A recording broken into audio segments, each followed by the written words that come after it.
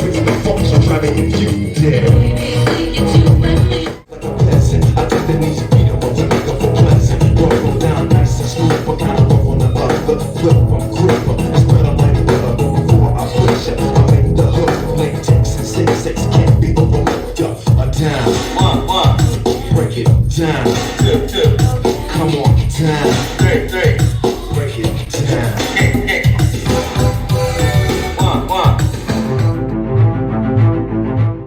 Hello and welcome to another Simple Talk segment, and on the show today I have with me a gentleman who's here on a short visit and a DJ back from the 90s, a pioneer DJ at that. One and only Jit Anbu, welcome to the show. Thank you, Minol. Thanks for having me.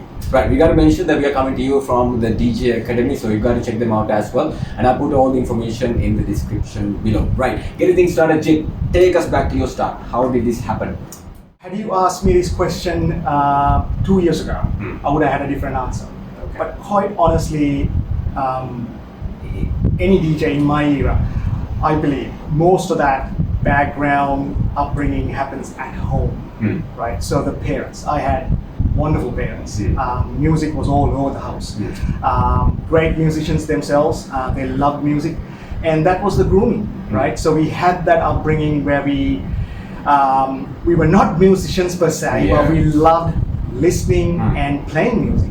So that was the inception for me getting into DJing, wanting to do something with music.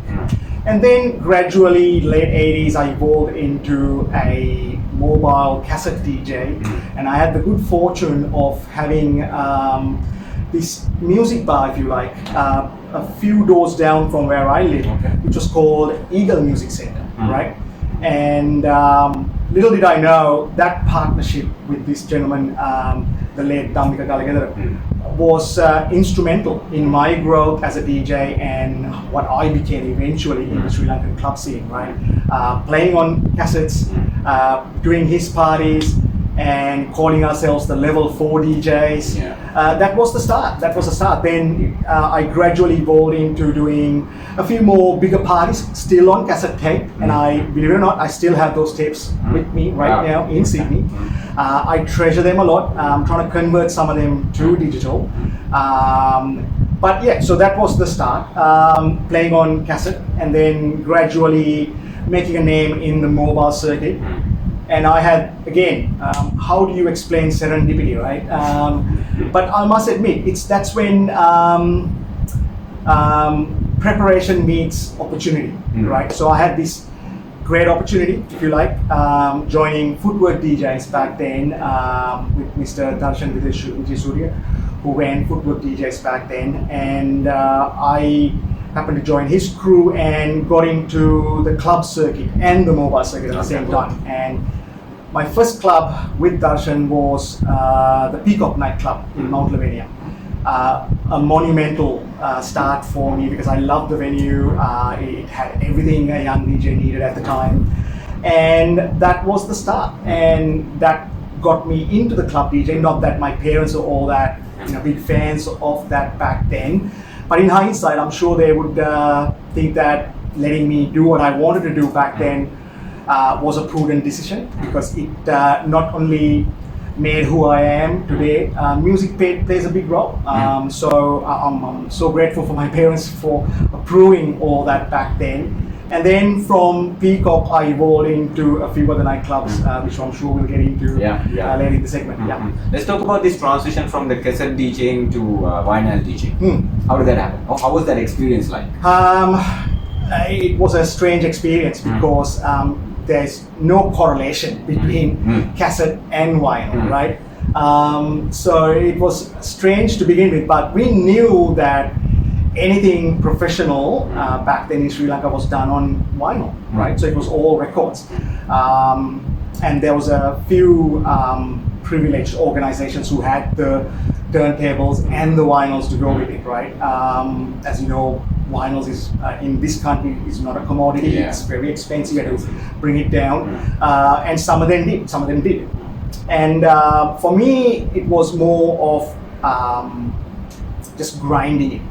from cassette to vinyl. That was hard.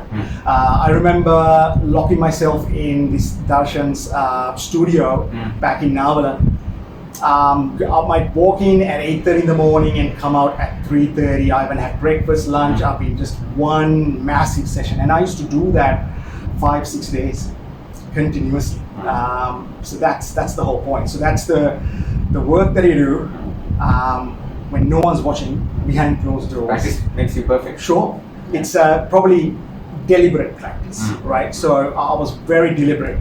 When I was playing a set or practicing something, I used to just visualize that I'm actually at a club doing something and there's an audience that is going wild for that. So that helped me just to prepare till I actually had that sort of opportunity. So that's sort of the transition from cassette to vinyl. Right. Let's talk about your inspirations, like maybe local, maybe internationally. Were you inspired by somebody? Look, there were some great DJs when I was starting back then, and I remember seeing Ray Jayatunga at the Hilton. It was a New Year's Eve event. It was Derek and I think Derek and Crystal with Ray at the lobby. It was an amazing set. I thoroughly enjoyed it. I just couldn't move once I got there. We were meant to go to the Blues to see Steve J play, which is the next inspiration. So he was very, very good. But I suppose for me, the pinnacle of Sri Lankan DJing and the guy who actually influenced me the most probably is Mr. Minol Dee. May his soul rest in peace. Great guy.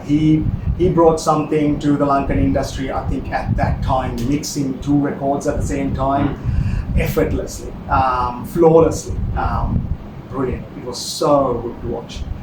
So that was my sort of entry and knowing that you could actually do that kind of stuff, and watching someone like Bunty, that was a huge inspiration and a role model for me growing up. Okay. Now you have inspired many DJs back in the day. Look, too many to mention. So there's been some great DJs that I managed to touch them in some way or form. Yeah. Right? I don't think you can't force teach anything, right?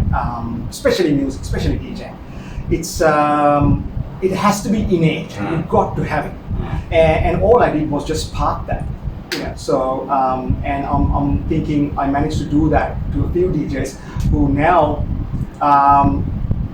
use DJing as their livelihood, which is fantastic to see. It's very, very fulfilling. Now, when did you leave Sri Lanka? In 96. Okay, so I did New Year's Eve 95 and Jan 96. So that was the last major party. That was the last major party and my farewell. So since your farewell up to now, how do you see this comparison? I mean, you've been going around and checking a couple of nice spots during your stay right here. So how do you see this difference?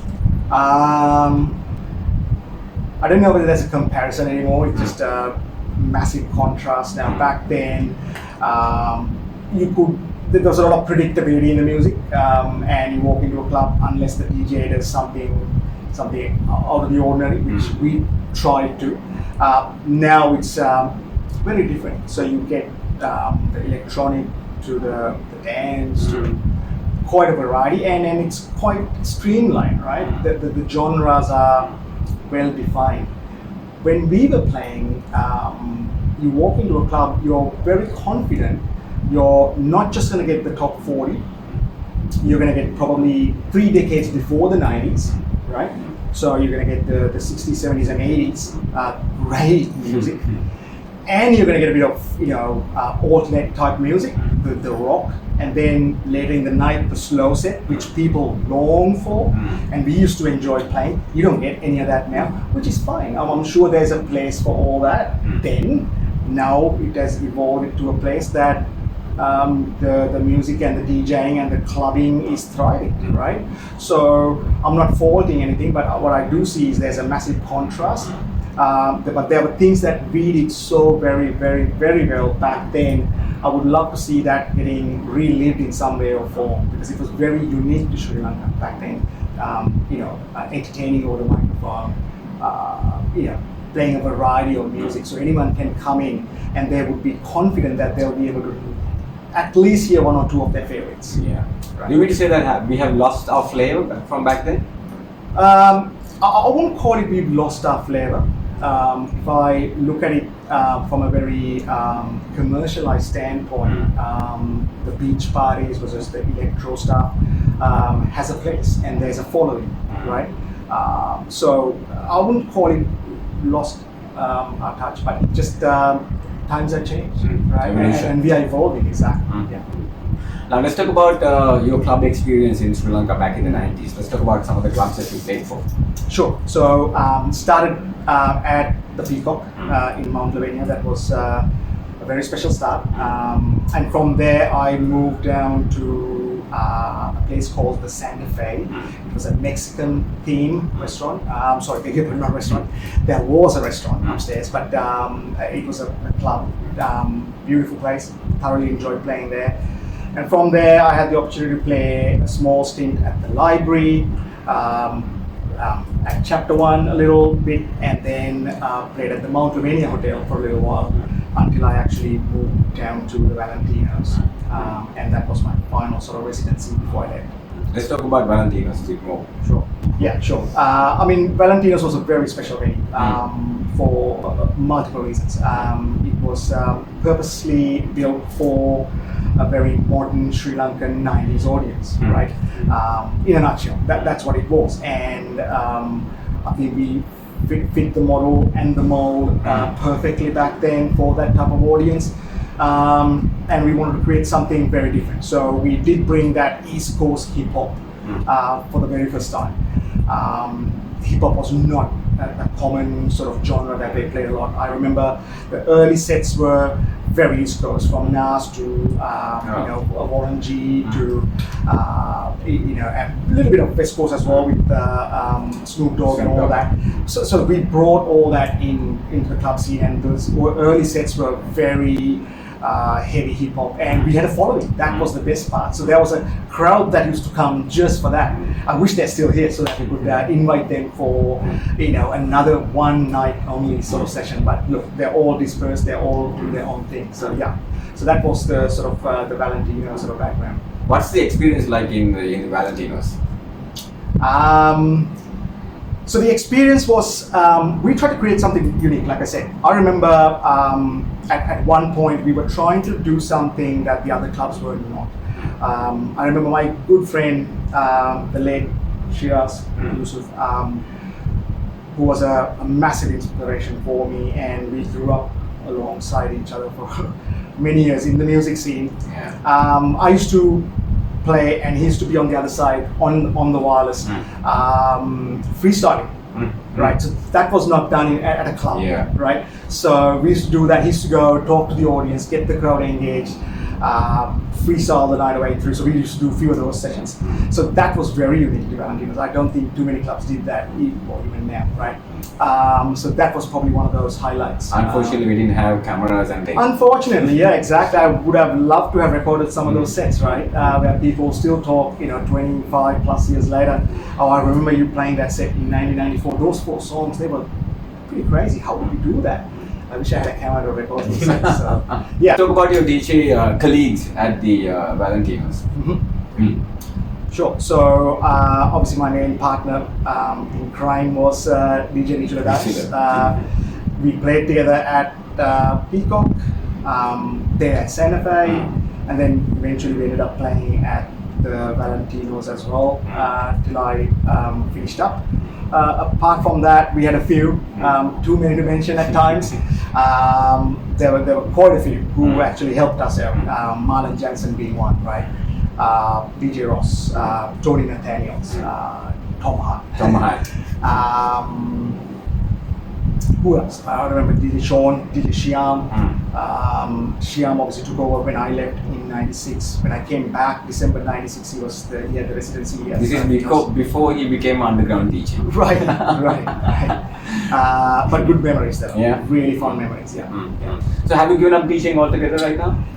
Look, as a profession, or well, never did DJ as a profession, but as a professional DJ, a club DJ, yes. I don't go club hopping these days. Very much a bedroom DJ. I have this beautiful library at home, and if I get in the mood, I open up a good bottle of wine and spin a few records, which just to have fun. Yeah. And I try and keep in touch. That's the whole point. Working on your craft. Trying to perfect it as much as I can, as long as I can. How is the club scene in Australia? I seldom go out clubbing these days, but I'm sure you would have the initial period when you right. went. I mean, the time that I was Yeah. playing, I did see a massive shift. That's what I was trying to say. Sri Lanka was very unique because we were able to go into a club and we knew we are going to hear our favorite song, doesn't matter. But over there, it's very streamlined, right? So you have to pick your genre, and and very seldom you get a club that is going to do everything. But because of that, I had to streamline myself. So I tend to go down that R&B hip hop sort of path and did a fair bit of clubs there. I probably would have played more clubs back in Australia than in Sri Lanka because at one point I was DJing pretty much 4 or 5 times a week. Very different. So it was good fun while studying. But now the club scene, probably electronic. I won't have a clue. But from what I see, is there's a lot of foreign acts that do come, tons of foreign acts that do come, and there's, I mean, all in all, there's some great music. Electronic is brilliant. I love electronic music.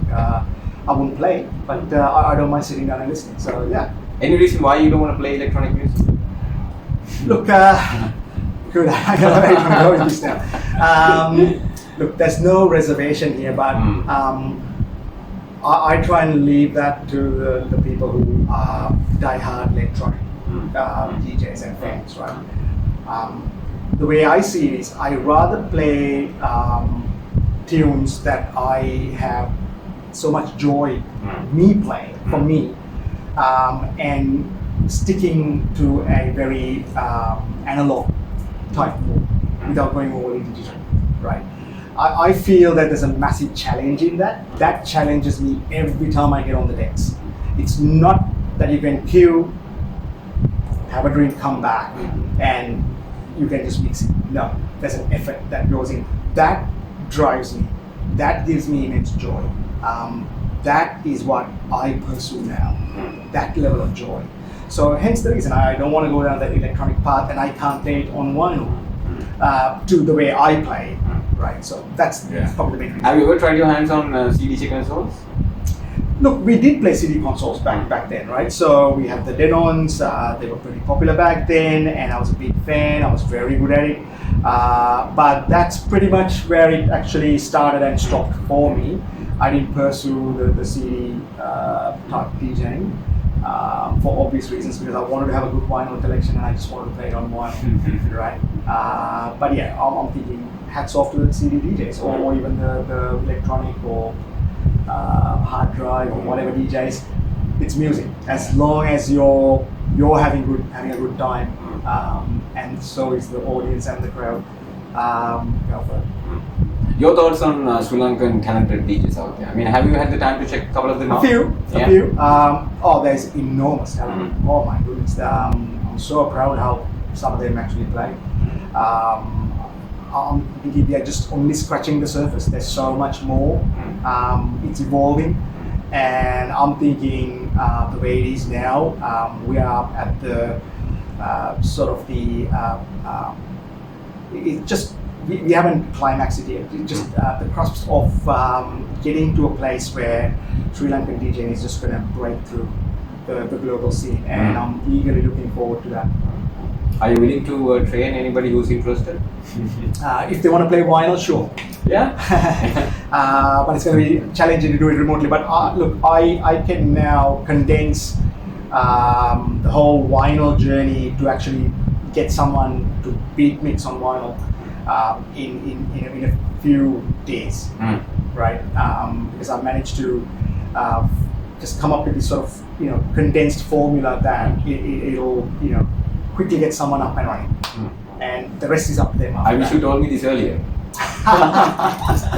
No, on a serious note, anybody who's in Australia who wants to join, can they, get they in touch with you? could reach Yeah? out. Yeah, sure. I'll probably put the link of your Facebook Sure. handle. You played for a couple of clubs back in the 90s. Out of all of those clubs, what do you consider as your highlight of your career? I would say playing at Valentino's is probably the highlight. And like I said earlier, it was a fantastic opportunity.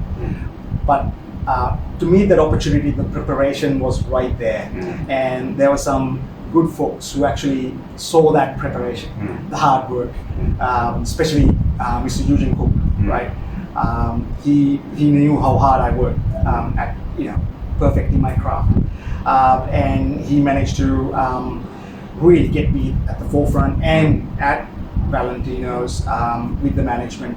So yeah, super grateful for those opportunities and the opportunity of playing at Valentino's. Yeah. Anybody else that you want to say thank you to in your DJing career? I mean, there's been tons. Okay. There's been a ton of people who inspired me and helped me, right? Darshan Vijay from Footwork DJs, massive inspiration. If that guy didn't decide to go with me back then, the cassette DJ, there probably wouldn't be a DJ Jit, right? Yeah. So he did give me that opportunity. I'm so very grateful for that. And then playing at the Hut with Sati Watson, that was so fantastic. Just trusting in me, bringing me in just because of my sort of reputation that I had back then.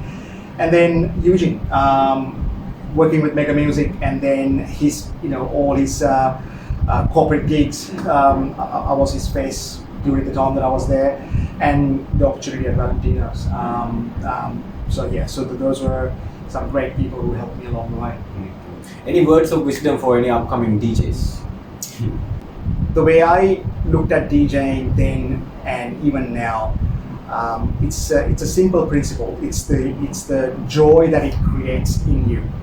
I don't know whether the people freaking out know that you're on cloud nine, right? You're probably having an enormous, unbelievable time playing for them, and that doesn't happen because of just the club, the venue. Sure, all that matters, or even how much you're going to get paid for end of the night. I personally did it for that immense joy I got entertaining a crowd. I couldn't sing, I couldn't play an instrument, so this was my way of expressing myself. And every time I got behind the console, I just pretty much transposed to this sort of person. Sometimes it's hard to explain. This individual where I forget about everything that's around me and I get lost in time until I come out of my set. And things like that don't happen because you are thinking about the venue, the club, or the money. It happens because you are so engrossed in this whole process of DJing. And that's my wish for any young DJ starting up. Ask yourself, do you innately love music and to express that what's in you? I suppose you can't go wrong when you have asked those simple questions. Yeah. Right, with that, let's wrap it up. And it was a pleasure having you on the show after too many attempts. But then again, we are finally here. That's only good time. Thank you very much. Thank you so much. Let's meet up again soon. Absolutely. All right. Thank you so much for watching, and don't forget to subscribe, and we'll see you again next time. Until then, you have yourself a good one.